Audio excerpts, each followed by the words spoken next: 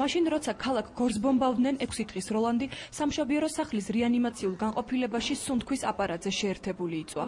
ვიჯექი რა საწოლზე და უცბად აი ნახევრად ეგრევე აყირავდა, იმხელა ინერცია იყო, ფანჯრები მაზანზარი დაიწყო და რამის ჩამოგვენგრაზე.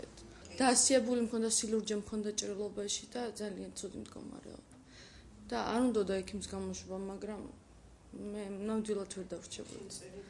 ჩანმრთელობის არადამაკმაყოფილებელი მდგომარეობის გამო დედაშვილი ექიმთა მეთვალყურეობის ქვეშ კიდევ 5 დღეს უნდა დარჩენილიყვნენ. თუმცა სიცოცხლისთვის სახიფათო მდგომარეობაში მყოფმა შვილის სიცოცხლის გადასარჩენად გაქცევა არჩია. საკეისრო კვეთის შემდეგ გართულებული ჭრილობით და ხელწერილით გამოყვანილი ახალშობილით დედამ დაბომბილი ქალაქი დატოვა. გამოშვება არაფრით არ შეიძლებოდა. ძალიან რთული მდგომარეობა მქონდა, მაგრამ უკვე დატოვებასაც იქ სიკვდილს ყოველ შემთხვევაში მერჩივნა, რომ გამოსულიყავით. გვინდოდა ახლა კვერნაკზე რეანიმაციულში ბავშვიც წამოგვეყვანა და ტრანსპორტი საერთოდ არ იშოვებოდა. ვერ ვიშოვეთ ტრანსპორტი და ეს ნაოპერაციები, ნაკეისრალი გოგოსთან ერთად ფეხით მივდიოდით კვერნაკზე. ეს მუცელი ეჭირა ხელით და ასე მოგვდევდა ჩქარა, ჩემი შვილი მაჩვენეთ ეგონა რომ იქაც ჩამოვარდა ის ბომბი.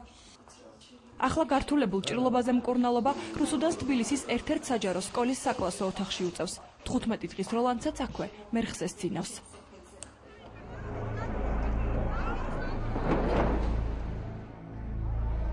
ბომბები რომ მოდიოდა, მეგონა რომ ჩემ თავზე ახლა უნდა დამეცეს. ამ ქალბატონმაც რუსუდანის დედამ ბევრი რამ გამოიარა. სანამ შედარებით უსაფრთხო ადგილას ჩამოაღწევდა, ცხინვალიდან 6 კილომეტრში სოფელ ტირთნიშში გარდაცვლილი ქართველი ჯარისკაცები ნახა. ბომბებსაც გამოასწრო და ტყვიების წვიმაშიც გამოიარა.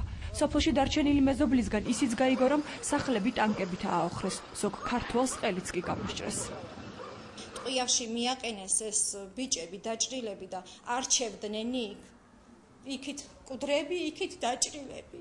რა დააშავეს იმათ. რუსები, ოსები შემოსულები არიან, ძარცვავენ, ანგრევენ სახლებსო, ვინც მოხდება ტყელს აჭრიან ზოგს.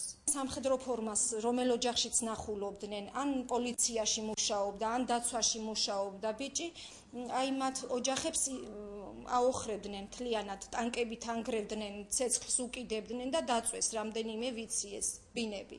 ეს ქალები, კაცები, ვინც მოხდებოდათ, მიჰყავდათ ცხინვალის მიმართულებით. ტყვეებად მიჰყავდათ. მშობლიური სახლებიდან წამოსული ათასობით ოჯახი დღეს თავს დედაქალაქის სკოლებს და საბავშვო ბაღებს აფარებს.